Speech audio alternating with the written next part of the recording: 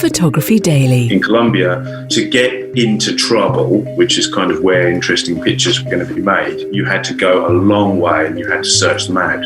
In Iraq, the trouble came looking for you. Following part 1 and the story of his work in Colombia, learning to shoot in civil war, Jason P. Howe is back for a special edition on Monday bonus edition, where he expands more on his reputation covering conflict in the Middle East, embedded with troops and sometimes not. We ended up in a situation where you weren't really safe to stay in any location for more than about 15 minutes at a time. And so you would have a security detail and a 2-vehicle convoy and, armoured BMWs. We talk about the film A Good Day to Die, Howe, which is an extraordinary work about conflict photography and focuses on Jason's relationship with making pictures in the most extreme situations. I was willing to collaborate with a filmmaker as long as the film kind of dispelled a lot of the myths that most films about war photographers promote. That film introduces a photographic story that has left a lasting impression upon Jason. The operational commander said,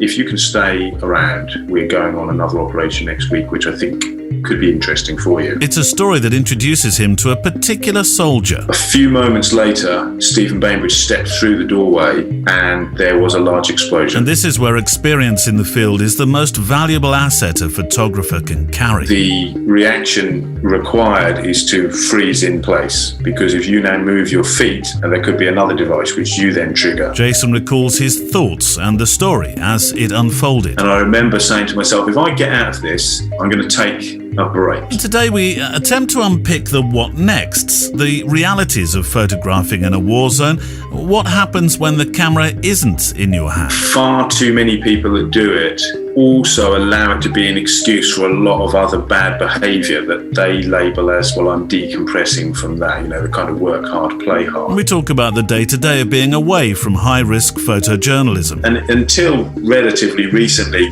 loud bangs, it always takes a moment for my mind to tell me that it's a safe thing. Jason talks about Andalusia, his new photographic muse, a new way of life. And I'm really loving finding things like The Last Shepherd Who Still Knows How to Shear Using Scissors. Stories of life told by photographers. And today that photographer is Jason P. Howe, back for part 2. And I have totally fallen back in love with photography and thinking, why would anyone want to retire from something that they love doing? Patron of the day today is Andrew Clark, known as Clarky.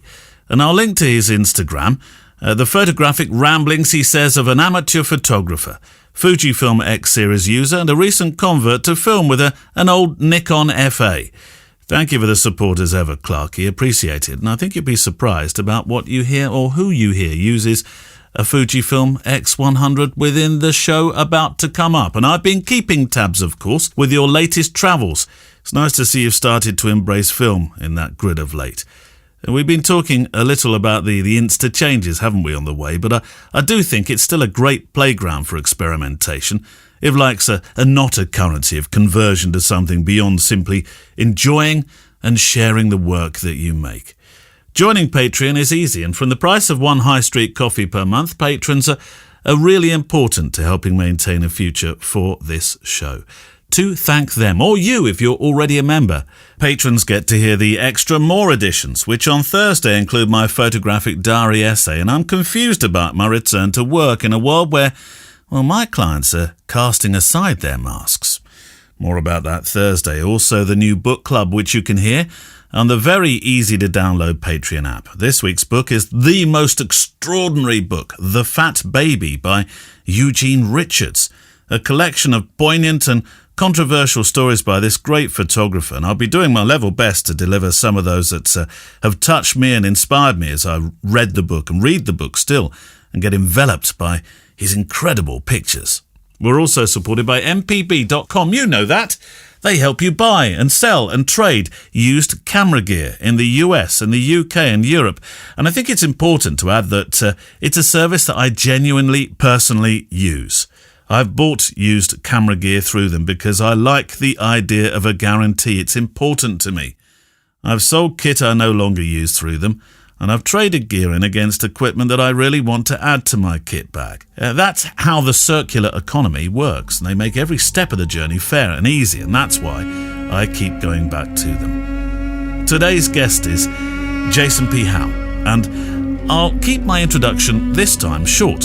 Hopefully you've heard last Wednesday's show about working in Colombia, because really what he says today describes a relationship with photography and a relationship with what you choose to make pictures of and about. I can't imagine for one moment it's easy to photograph the aftermath of a vehicle bomb designed to take down an apartment block.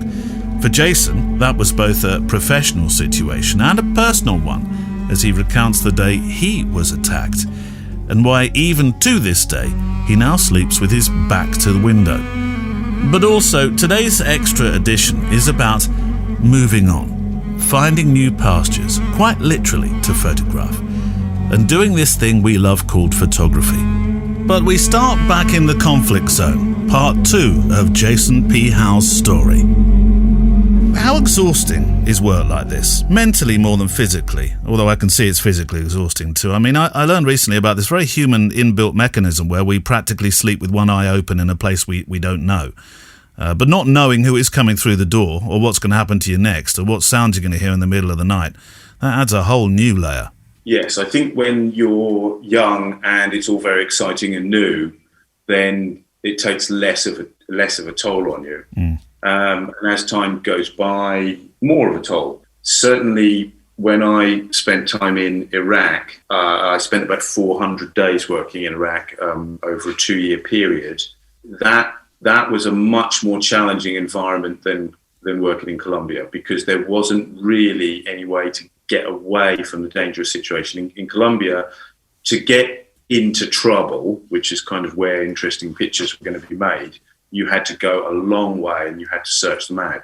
In Iraq, the trouble came looking for you. Yeah. So in November 18th, 2005, my hotel complex, the Hamra Hotel, was hit by a double suicide bomb strike early in the morning. The first car laden with explosives blew a hole in our perimeter, and a few moments later, a truck bomb blew up in the same spot. Very fortunate for us that it got stuck in the same crater and couldn't get through, otherwise we probably wouldn't be having this conversation. And that ripped the aluminium window frames away, the ceilings collapsed, ripped the end off the building, killed I think a dozen and wounded 2 or 3 dozen. And that was in our supposedly sort of safe zone. This was the area that you were not out on the streets worrying about being kidnapped. You've got blast walls around you and armed guards.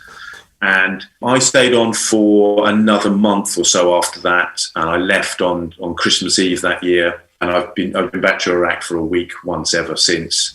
And that was the end. That was the end of that. That was a very intense period. I was doing 6 months on, a month off kind of thing at a time. And just you're always on edge. And I don't think that I ever had any time to process all that. But I know when I moved on to other places, and until relatively recently, loud bangs, it always takes a moment for my mind to tell me that it's a safe thing, that that's not an explosion. And, for years I could never sleep on a bed with my face towards a glass window. I would always have to have my back to it in case there was an explosion and the window would come in. And you notice just how you would position yourself in a room, whether, depending on which floor it's on, are you thinking that the door is the most likely entry point of somebody or something coming to do you harm, or the window? And so which bed do you choose in the room, and so on, all this kind of thing. And you're just starting to do these things, and it's just your subconscious trying to protect you. And even a decade outside of war zones, I will still see things that in the conflict environment would represent a threat.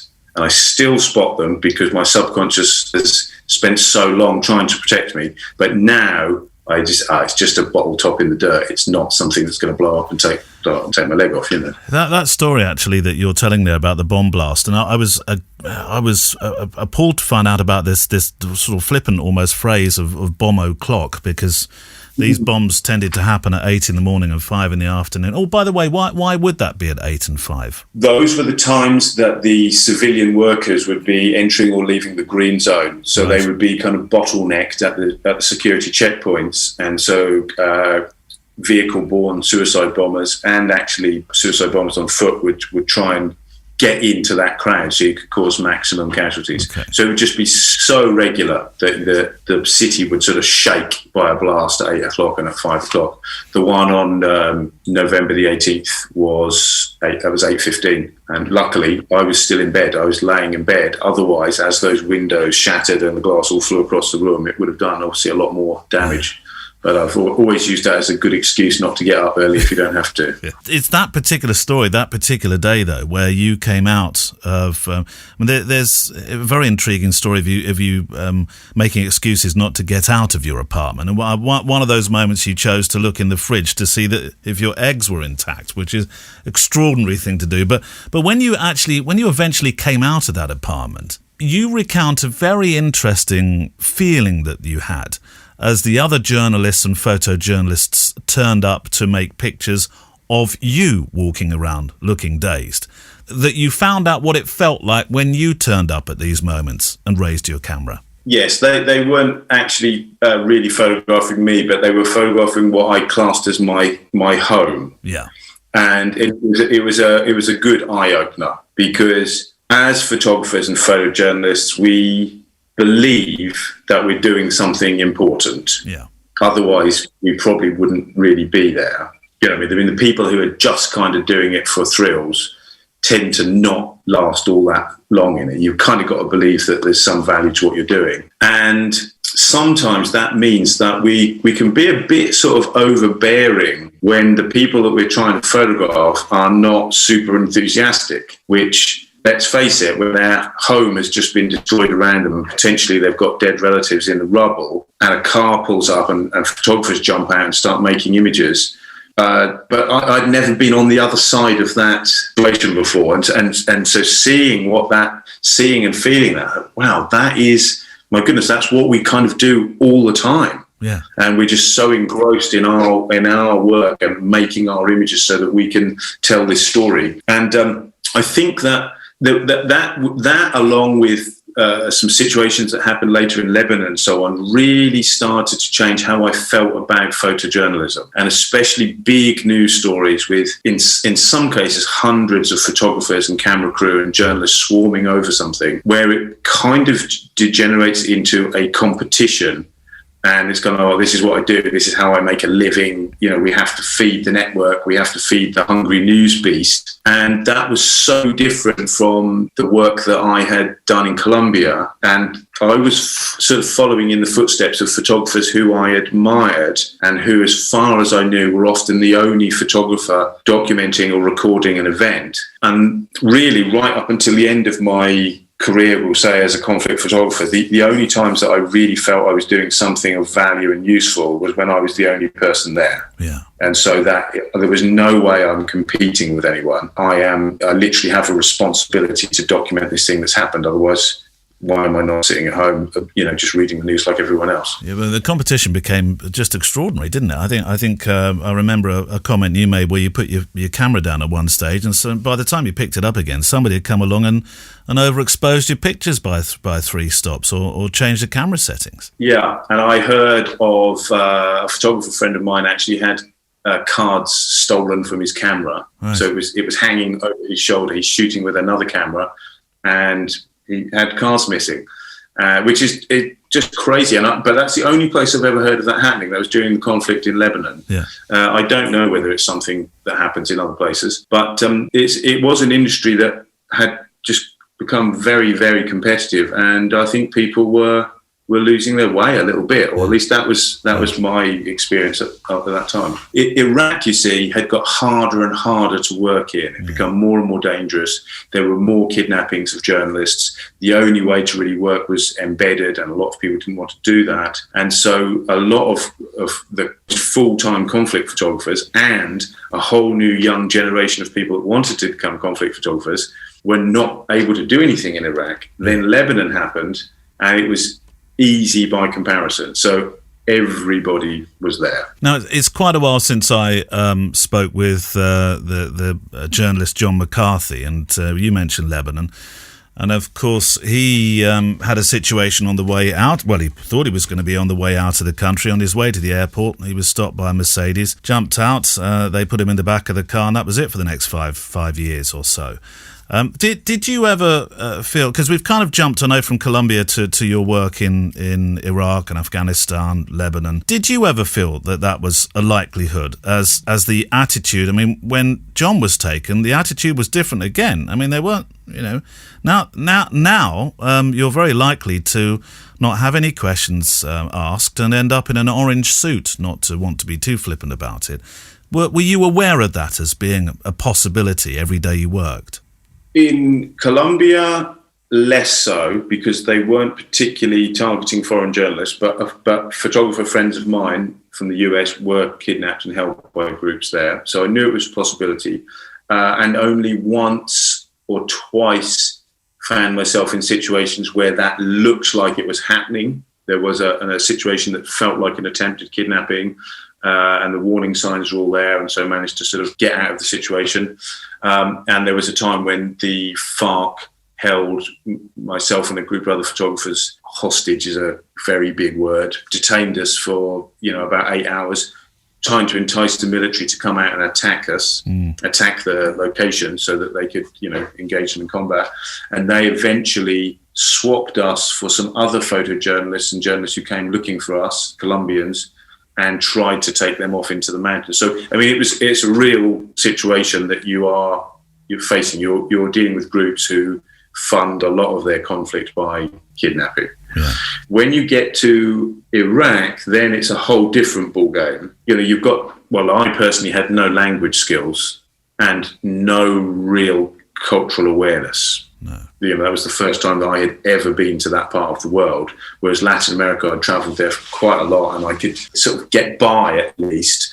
And you start to understand a bit of body language and that kind of thing, whereas the Middle East is a very different ballgame. As I found on the first day when coming from Colombia, where everyone you meet, you kiss on both cheeks. And so I was introduced to the female translator and I sort of lunged forward to kiss her on both cheeks and everybody screams and faints, So, okay, cultural awareness lesson number one. But we ended up in a situation where you weren't really safe to stay in any location for more than about 15 minutes at a time. And so you would have a security detail and a 2-vehicle convoy and, armoured BMWs, everything, because budget is no issue for massive publications. But you've got all of this support, but you can't be anywhere for more than 15 minutes, and trying to be creative and wait for an image to sort of come together is very, very difficult. I think some photographers, particularly people that have had a long career in news photography, would be better equipped,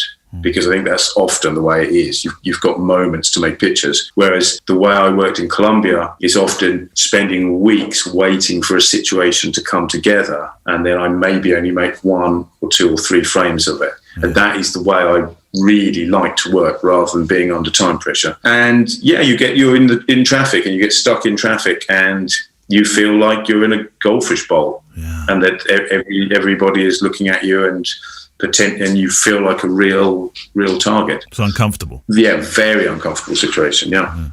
Tell me about the film A Good Day to Die, Howe. But what did it mean to you that your life, your work, and what you did became a film? And I know that you're not a starry person. I know you didn't do it because you were hoping that you would win film accolades, but it's a although you did, it's a really interesting piece of work, isn't it?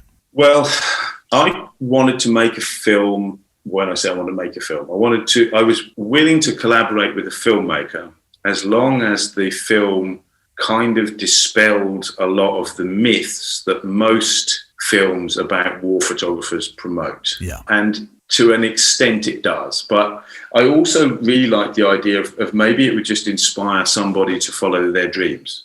I'd like the idea that people will recognise that I didn't come from a place of wealth or great education. Obviously, I came from a I have the privilege of coming from a country where you do get a decent level of education, and you have a passport that you can travel on, and a language that's widely useful and so on. But I think that basically you can, if you really want to do something, whoever you are, wherever you are from, you can make that happen. And that hopefully the film kind of gets across. But I also wanted it really to highlight how following your dreams is a bit of a double-edged sword, because the way that a lot of people manage to struggle day to day through life is because they have a dream ahead of them. Well, when I win the lottery, I'm going to do this, when I do that. When I retire, when I meet the person of my dreams, it's always when. And one problem is that when you go out and I went all in, like from the age of 16 to 40, photography encompassed almost every part of my life. Yeah. Everything was about photography in some way, shape or form, and being a photographer. And I wanted to document conflicts, and I wanted to try and produce work that maybe possibly could stand alongside the work of some of the role models that I'd had photographically. And if you get to the point where that actually happens, and potentially you're still not really all that fulfilled, and you have to deal with a huge fallout from the experiences that you've been through, that can be a very tough situation to deal with. And I think that's why a lot of people possibly don't cross that line to chase something that they're not going to be able to step back from. It's a lot easier to say, well, of course, if I'd have got into the so-and-so football team, my life would have been totally different. Yeah. But people weren't willing to put everything on the line in order to do that, because failure can be devastating, but also a level of success and still feeling a bit lost and empty in many ways is also really hard to deal with. Do you feel like you succeeded? I mean, you talk about success and you talk about helping people to achieve, their dreams. Do you feel that you achieved yours? Yes, definitely. If I think what I would struggle with now is if I had not tried, and it was always just still a what if I had gone to Colombia, what if I'd have gone to Iraq. I'm much happier with the experiences that I've had, and I've been very fortunate. I have not lost any limbs, although I've suffered from certain symptoms of PTSD. A lot of that is to do with long-term depression anyway. And I'm in a situation where I was able to. I took a break from photography for 6 years and barely made a photograph for 6 years. Wow. And then in the last couple of years, I've started shooting again. I went back to Africa for 3 months and discovered that my thirst for travel was quenched pretty much once and for all. And I kind of was thinking, well, why is it that we really want to make great images and we seem to go to the hardest possible place where nothing works, we don't understand the culture and the language, and we just make things harder and harder. And in some ways, people seem to hope that the exoticness of the image is going to kind of sell it. Whereas if we want to, from my point of view, if I want to make really powerful images that are going to have a lot of information, so I need to make the situation as conducive to creating that as possible. So when the pandemic came along, I managed to secure an assignment to spend a few days a month over 1 year documenting the lives of what I see as a disappearing tribe here in Andalusia in the south of Spain, which are goat herders and shepherds living on the sides of mountains with their small flocks of animals. Yeah. And I have totally fallen back in love with photography. And I talk about photography all the time, and absorbing as much new work as I can, and thinking, why would anyone want to retire from something that they love doing? Yes. You would, why would you ever want to retire from photography if you were creating something that you believe has value? And so when we look at the work of our industry leaders, the great photographers like Salgado, who's still shooting at 77 years of age, and probably is planning another 10-year project, knowing him, what a great inspiration. If you're photographing something in a commercial setting and it's literally just to earn money, it's really easy to see why I can't wait to stop doing this. And so I think, it took a while. It took a break. It took stepping away from conflict and stepping away from news as well, and the very sort of transient nature of news photography, to get back into working on a story that I care about. Why did you choose Andalusia? Well, the simple answer is for the light. So after about 10 years or so on the road, I decided that I would like to have a little base where I could get my collection of books and Afghan rugs out and be somewhere safe as well. And the only language that I have any grasp of other than English is Spanish. So I looked initially at Latin America, and it's a big commitment to move to Latin America.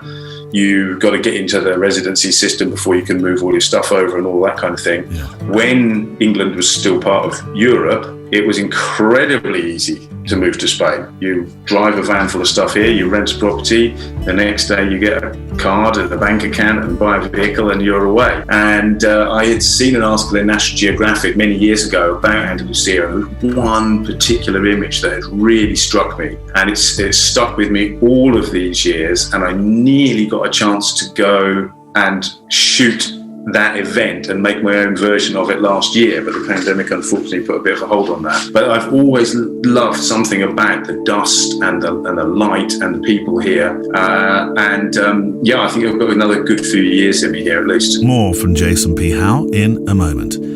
For the next 3 months, we are proud to partner for the first time a photographic event that's an outdoor exhibition in the south of England called Photo Swindon, featuring 3 international and very well thought of photographers: Martin Parr, Jason Florio and Sanna de Vilde.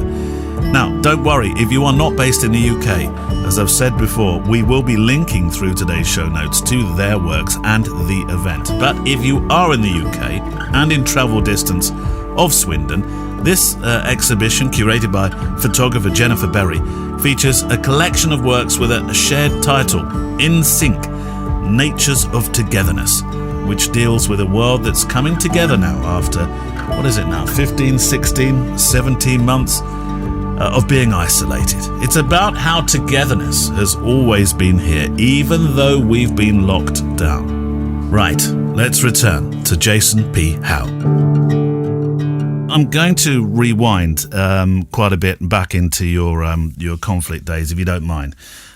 Tell me about this soldier, Stephen Bainbridge. He is a very important person in your life and in your pictures. It all started with a patrol, but it goes a lot deeper than that. And I was surprised by exactly how far it went, and we'll sort of unpick it as we go. How did you, Stephen Bainbridge, you were on patrol with, and then there was an explosion? Yes, I was on assignment in 2011 for the Telegraph in Helmand Province with the British Army. And we had finished a 3-week assignment covering various operations. And the journalist and I were due to leave. And the operational commander said, if you can stay around, we're going on another operation next week, which I think could be interesting for you. Obviously, no details. There's no way anyone could tell you anything that you may accidentally pass on that could jeopardise the situation. The newspaper said that they would keep me on, they would continue to pay me, they would continue to insure me. The journalist had to leave. On the morning of the 11th of November 2011, we set out in Chinook helicopter to a series of compounds that were in a kind of contested region. The Taliban had been in and out of it, but it was an area that the British forces were hoping to hand over to Afghan forces as being secured. I was with several multiples of the Black Watch, Scottish soldiers, and the helicopter landed there. As it departed, there were a couple of gunshots and then silence. Everyone got into the order of march and started crossing the irrigation ditches and so on and going into these compounds. Just before we had come off the helicopter, someone had told me that there was a high IED threat. So there's a high likelihood that there will be improvised explosive devices in this area. Yeah. And that is just about that and or a sniper threat is about the worst thing, really, because they're two things that you're not going to see. They're just going to kill you. No. So we set off, and obviously within the patrol, there are people with equipment that is for detecting mines or metal fragments in the ground that could be associated with an explosive device. And the soldiers are carrying various pieces of electronic countermeasure equipment, ECM, which creates a bubble to block mobile phone signals, electronic signals that could trigger devices. Okay. So we patrolled across some fields and entered into the compounds, and there were several compounds to be searched. And so there's not exactly a rush, but you need to kind of get on with it. And we reached a doorway. A soldier came forward with a metal detector and searched the doorway using that and could find no trace of anything metal. The doorway was opened and the soldiers began to move through.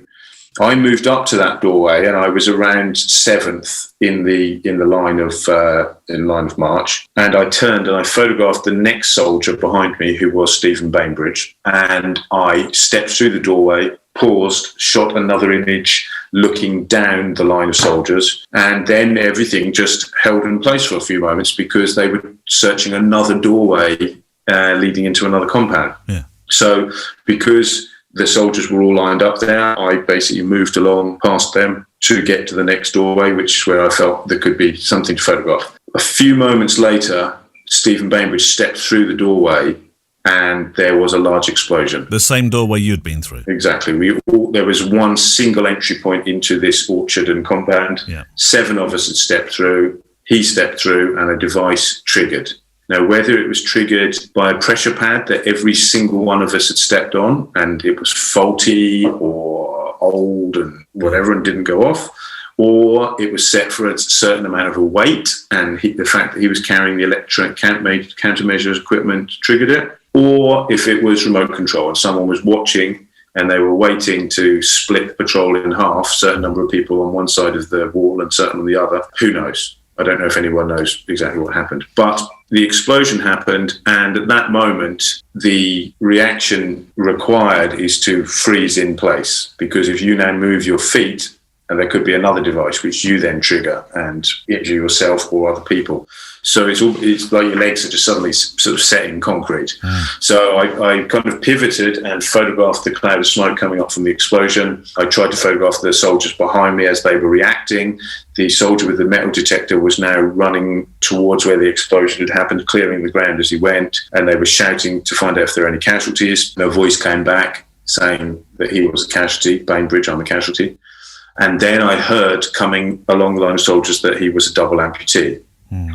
Now, really, that was a shocking moment. Yeah. I didn't know these soldiers very well. I'd only really met them that morning, so I'd been with them for about half an hour. But this wasn't one of those things, you know, the military have something called a movement to contact, which is when they're going out to find the enemy and engage in combat with them. This wasn't one of those situations or labelled as that. No. So mentally, maybe wasn't quite as prepared for an explosion and an injury as you might be on a proper sort of combat operation. But at that moment, I realised that I can't stay with my feet stuck in concrete. I need to be over there taking pictures of what is happening. So the soldier had cleared the ground with the mine detector again. So I moved closer and shot a couple of pictures at a time. Just raise the camera, make 2 images, put the camera down, keep making eye contact with people and sort of seeing what was going on their faces, which was mainly shock. For most of these soldiers, it was their first tour. Yeah. Certainly the first casualty they'd ever seen. For the medic, it was the first casualty he'd ever treated. It was pretty intense. And when I got there, he had one leg completely missing, one leg hanging on by a little bit of skin, but the chances of that being salvaged was very, very minimal. The medics were putting tourniquets on the upper parts of his legs and on his arm. I felt like the last place in the world that I really wanted to be. Yeah. It was not, 10 years before when that bomb had exploded on the roadblock in Colombia, it had felt like a test. Can you handle this situation? Can you make images? And can you hold it all together? Now it felt like, can you justify being here? Yeah. Because I knew I could handle the situation. I knew I could make images, maybe not the best images possible given the circumstances, but I knew I could record something and hopefully do it justice. but almost justifying to those people that I was pointing a camera at them. That's what felt really tough. Now, as it happened, when I've spoken to the soldiers since, they all said that we did not even register that you were there, which in some ways is a good thing. Yeah. But, I was trying to be as discreet and as respectful as I possibly could, which seemed like the absolute priority to me at the time. And then once they loaded the soldier onto a lightweight stretcher, they moved him through the doorway, but there was a strap hanging off the back of the stretcher that kept getting tangled in people's feet. And I was looking at the situation, which is kind of unfolding quite quickly, and trying to work out, how do I continue working? I can't be running in front and shooting pictures because there's potentially more IEDs or more mines. I can't even be off to the sides. So I'm going to be stuck behind them, running along in their footsteps. And that is not a useful picture. It's the back of people's heads, no good at all. So I decided that I could actually help. I could get hold of one of the straps and try and help carry the stretcher. So I did that, and it was an incredible struggle. I think most people, they get through these things with training and adrenaline. They needed to get this soldier to the helicopter landing zone, and so he could be medevaced as fast as possible to the hospital. So we were carrying him across the field. It's a ploughed field. People are stumbling. Twice he was kind of dropped. You were being shot at as well, I think. Well, not at that stage, not while we were going across that initial field. When we got to the area that the helicopter was coming in to land, there was actually a medical officer there. So he started treating Stephen Bainbridge, and everybody else was sort of put in a security kind of position. As the medevac helicopter came in to land, a sniper opened fire. Oh, God. So these people, the Taliban, they've been fighting this war for now 20 years. They know how things happen. If you blow someone up in that place, that's the place that the helicopter's going to come and land, in that open place. So maybe we put some more IEDs there, or we have a sniper on standby. If we can shoot that helicopter down, what was a bad situation turns into even worse. Yeah. So the soldiers around me started opening fire on the position that they thought the sniper fire was coming from. I was faced with a decision as to whether to follow the stretcher party out across open ground as they were trying to load him onto the helicopter, or to stay where I was. And my thoughts at the time were that during the course of the war, which had been going on for, I was 13 years or something by then, I was pretty sure I'd seen quite a lot of pictures of people on stretchers being carried towards helicopters. But I didn't recall having seen any pictures of someone upright and walking to a camera, walking towards a camera, the next moment an explosion, and then them on the ground being treated. These felt like images that should have an impact. And I wanted to stay around to make sure they got published. So I stayed in cover and photographed the soldiers firing back and so on.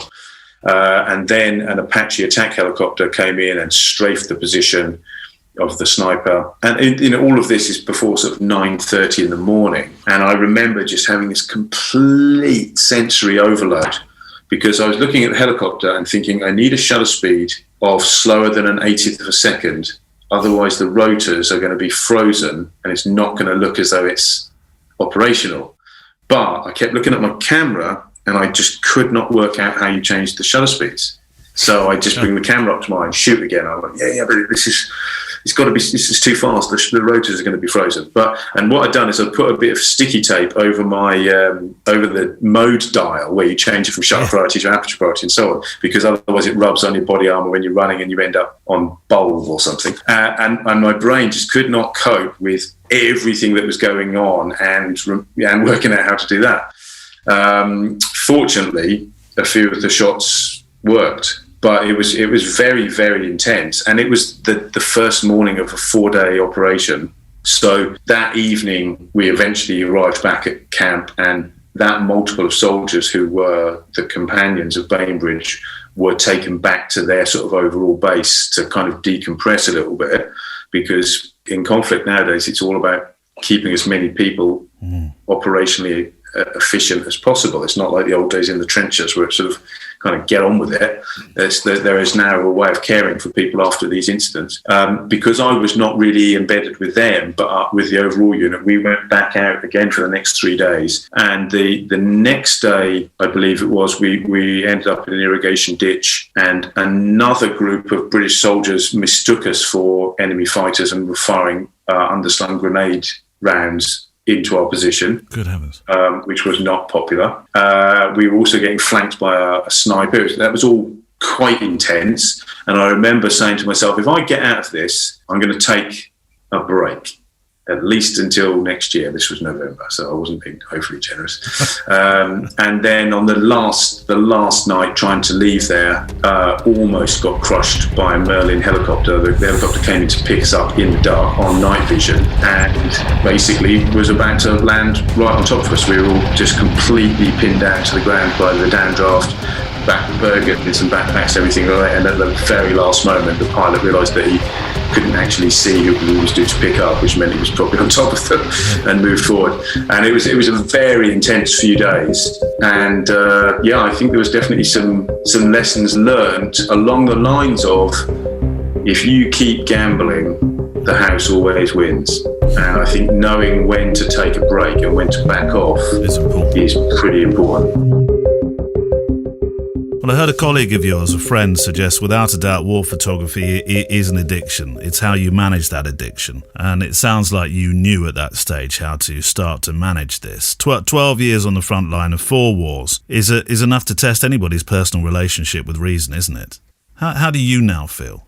Well, a word that no one would ever use to describe me is balanced. I'm always sort of 100% in doing something, or I'm not doing it at all. And when I was documenting conflicts, it absorbed every part of my life. And when I wasn't in conflict zones, I kind of was still in search of a level of excitement that was not really very healthy.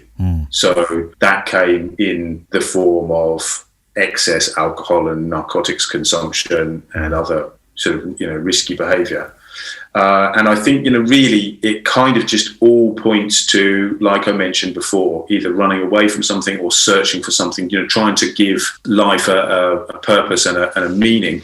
And the conflict photography definitely gives you a purpose, but far too many people that do it also allow it to be an excuse for a lot of other bad behaviour that they label as, well, I'm decompressing from that, the kind of work hard, play hard. Yeah. And I don't know whether, I guess soldiers use a similar excuse, but I don't know whether people who dedicate all their time to helping people in war zones, whether they do or not. But it's definitely not a healthy lifestyle in any way, shape or form. I don't think I've met anybody that covers conflicts who is actually a really happy, satisfied, content person, because we constantly see things that if they're not making you angry, there's something wrong with you.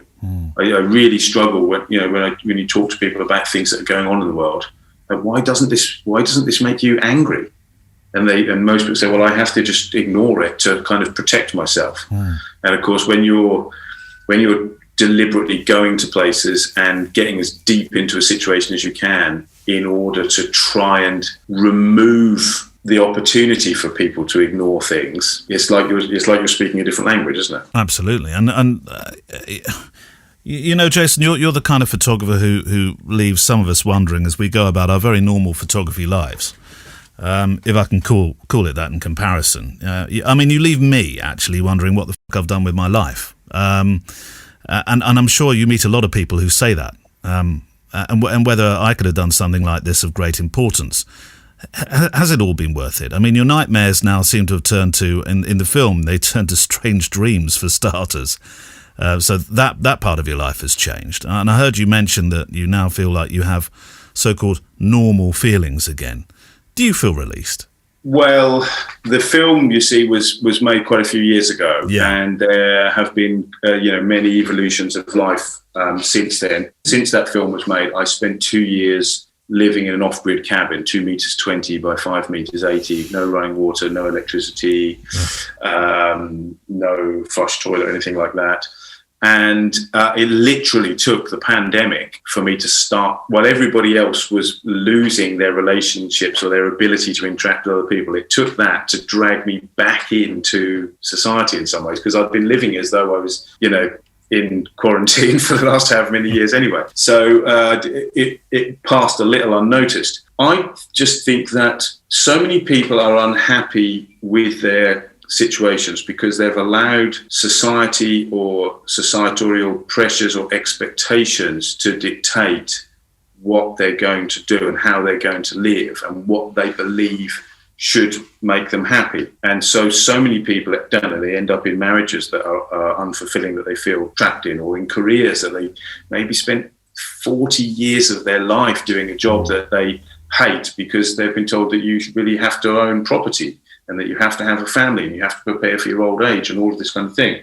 And, if, for example, retirement is about having the time to follow your dreams and do whatever you like, well, I've had my retirement. I had the time to do everything that I wanted. I made a rule quite a long time ago that I would work 100 days per year. And so that meant that I would spend nearly 3 times as much of each year doing and enjoying my life. Yeah. And I could fund it from that work. This was in the old days when I used to have plenty of work and get paid better.